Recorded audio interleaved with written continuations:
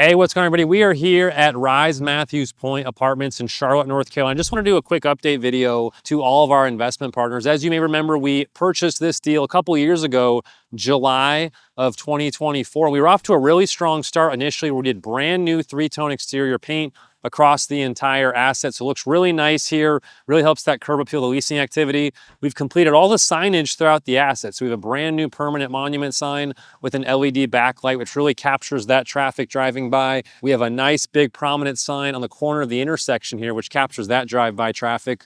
We have new signage for the grill area and the leasing office. And so that the asset looks really nice, really clean. As you can see here, we're actually in the process of renovating the pool area, which will be a nice new amenity for the residents as well. So this is a great location where you've got Lowe's and Wells Fargo have their national headquarters nearby with over 10,000 employees.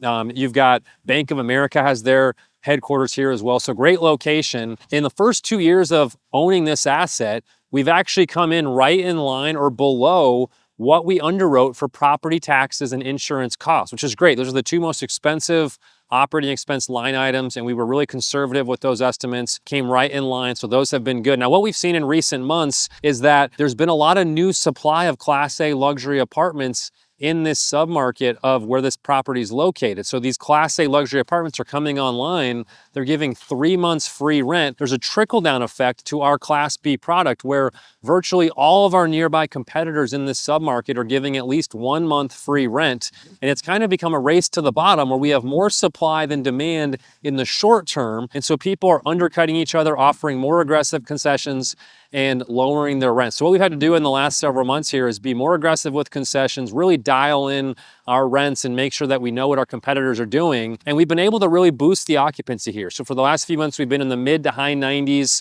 and we've been having stronger collections. And so in the short term, it doesn't make sense for us to renovate these interior units because we're not able to get that ROI or those rental premiums by renovating because of all the concessions in the market. The good thing is that the data shows that in the next 6 to 12 months, the bulk of this supply should get absorbed because there's been little to no new building the last couple of years for the construction pipeline, okay? And so that means that once this supply gets absorbed, concessions should start to burn off, rents will increase, which will increase NOI. In the meantime, we've been focused on increasing revenue and NOI at the property, however we can do that. And so since it doesn't make sense to renovate in the short term, we've been focused on an operational value add strategy where we've implemented a bulk amenity fee, where we're charging for common area maintenance fees. We are charging to do a bulk internet contract. We've partnered with the largest internet provider in the Charlotte market, and we're basically providing the internet and streaming services and amenity to these tenants, and there's a revenue share that goes straight to the property. So we're actually boosting our revenue without having to spend any money